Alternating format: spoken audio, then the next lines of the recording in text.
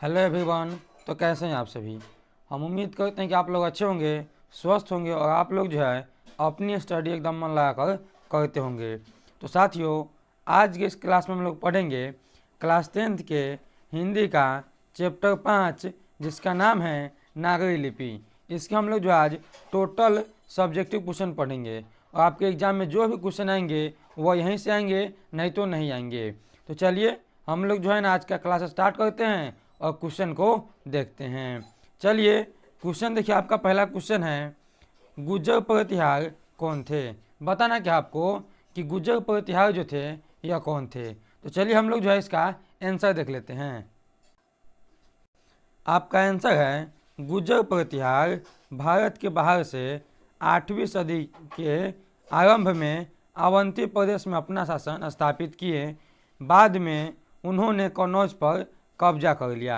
जो गुर्जर प्रतिहार थे यह भारत के बाहर से आए थे 8वीं सदी में, ठीक है ना। आने के बाद जो इन्होंने अवंती प्रदेश पर अपना जो है शासन स्थापित किया और अवंती पर जो शासन स्थापित हो गया तो उसके बाद जो इन्होंने कन्नौज पर भी कब्जा कर लिया था। तो यही था एकदम छोटा छोटा आंसर सभी का, बस आप लोग को जो है एक ही दाव में याद हो जाएगा। चलिए अब आगे बढ़िए, अगला क्वेश्चन देखिए। आपका अगला क्वेश्चन क्या है। अगला क्वेश्चन आपका देवनागरी लिपि के अक्षरों में स्थिरता कैसे आई। बताना क्या आपको कि देवनागरी लिपि जो है इसके अक्षरों में जो है स्थिरता कब आई या कैसे आई, बताना है आपको। तो चलिए हम लोग जो इसका आंसर देख लेते हैं। आंसर आपका आज से करीब 2 सदी पहले पहली बार देवनागरी लिपि के टाइप बने। कब बने थे? तो आज से जो है करीब 2 सदी पहले जो है देवनागरी लिपि के टाइप बने। इस लिपि में पुस्तक छपाने लगी तथा देवनागरी लिपि के अक्षरों में स्थिरता आ गई। क्या था कि पहले जो है सभी आदमी जो है हाथ से लिखा करते थे और अपने हाथ से जब लिखेंगे तो कुछ ना कुछ जो है शब्द को उल्टा सीधा लिखते ही थे। जैसे कि अभी आ चुका है आपका ल ऐसे लिखाता है और पहले जो है बहुत लिखते थे ऐसे ल। तो इन दोनों में अंतर था। तो जब टाइप बना तो टाइप में जो एक ही अक्षर यानी ऐसे केवल जो है ल लिखाने लगा। तो इसी प्रकार जो है मतलब जब सही से लिखाने लगा तब जो है देवनागरी लिपि के अक्षरों में स्थिरता आ गई, यानी जो है उन लोग का जो अक्षर है चेंज नहीं होने लगा। तो यही कहा गया है यहाँ पे कि आज से करीब 2 सदी पहले पहली बार देवनागरी लिपि के टाइप बने और इस लिपि में पुस्तक छपाने लगी। तब देवनागरी लिपि की अक्षरों में स्थिरता आई, यानी उसके बाद जो है कोई भी जो है शब्द अलग अलग नहीं लिखाता था, सभी शब्द जो है एक तरह लिखाने लगा था।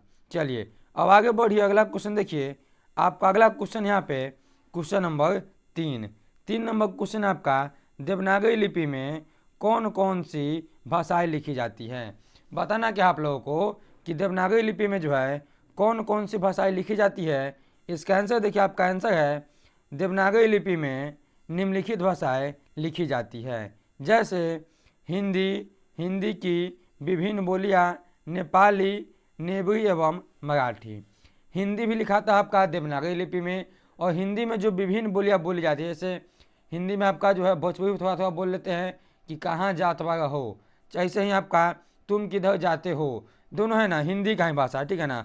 तो हिंदी में जितनी विभिन्न बोलियां बोली जाती है वह सभी जो आपका ना देवनागरी लिपि में ही लिखा आता है। तो कौन कौन सी भाषा लिखी जाती है? तो हिंदी लिखी जाती है, हिंदी की विभिन्न बोलियां, नेपाली, नेवरी एवं मराठी, यह सभी जो है यह देवनागरी लिपि में लिखी जाती है। चलिए अगला क्वेश्चन देखिए, आपका अगला क्वेश्चन क्या है। अगला क्वेश्चन है आपका क्वेश्चन नंबर यहाँ पे 4। बोला है लेखक ने किस भारतीय लिपि से देवनागरी लिपि का संबंध बताया है। इसके जो लेखक हैं गुणाकर मूल्य जी, वह जो हैं मतलब भारतीय लिपि को जो है देवनागरी लिपि से संबंधित कैसे बताते हैं आपको बताना, ठीक है ना। तो चलिए इसका आंसर देखिए, आपका आंसर क्या है।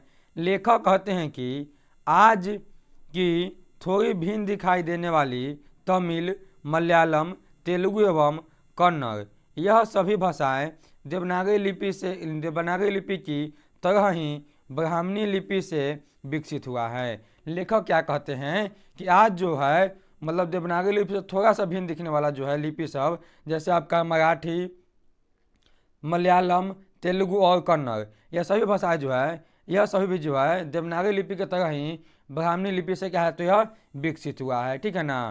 तो यह सभी भाषाएं जो है यह देवनागरी लिपि से मिलती जुलती है। चलिए अगला क्वेश्चन देखिए, आपका अगला क्वेश्चन क्या है। अगला क्वेश्चन आपका, नागरी लिपि के आरंभिक लेख कहाँ से प्राप्त हुए हैं। नागरी लिपि के जो है आरंभिक लेख जो है यह कहाँ से प्राप्त हुए आपको बताना है। तो इसका आंसर देखिए, आंसर आपका नागरी लिपि पाठ के अनुसार नागरी लिपि के आरंभिक लेख में दक्षिण भारत से 8वीं सदी से प्राप्त हुए हैं।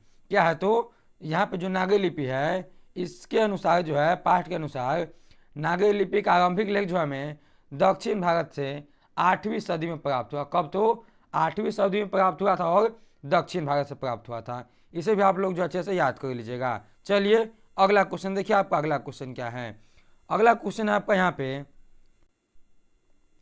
क्वेश्चन आपका, ब्राह्मणी लिपि सिद्धम लिपि की तुलना में नागरी लिपि का क्या पहचान है। ब्राह्मी लिपि और सिद्धम लिपि इन दोनों की तुलना में जो है नागरी लिपि की पहचान क्या आपको बताना है। तो इसका आंसर देखिए, आपका आंसर क्या है, ब्राह्मी और सिद्धम लिपि की तुलना में नागरी लिपि की सबसे मुख्य पहचान यह है कि नागरी लिपि के अक्षर जितने चौड़े होते हैं उतने ही लंबे लकीर उनके सिरों पर होता है। देखिए ब्राह्मणी लिपि और सिद्धम लिपि, इससे जो अपना देवनागरी लिपि जो है कैसे भिन्न है।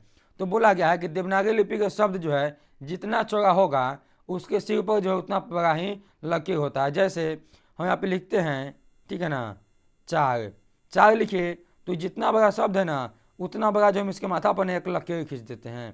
तो यही जो है देवनागरी लिपि में होता है, बाकी किसी लिपि में जो है नहीं होता है, ठीक है ना। यही होता है कि सिर पर जो हम लोग लकीर खींचते हैं, यह सब जो है ब्राह्मणी लिपि और सिद्धम लिपि में नहीं होता है। और इसी की वजह से जो आपका यह नागरी लिपि जो है सभी भाषाओं से भिन्न है। तो समझ गए, यह था आपका इस चैप्टर के 6 क्वेश्चन। और यह 6 क्वेश्चन आपके लिए काफ़ी जो है VVI क्वेश्चन थे।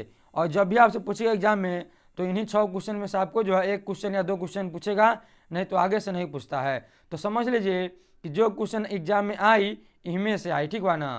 तो ये क्वेश्चन एकदम तू लोग जो है अच्छे से याद कर लिया।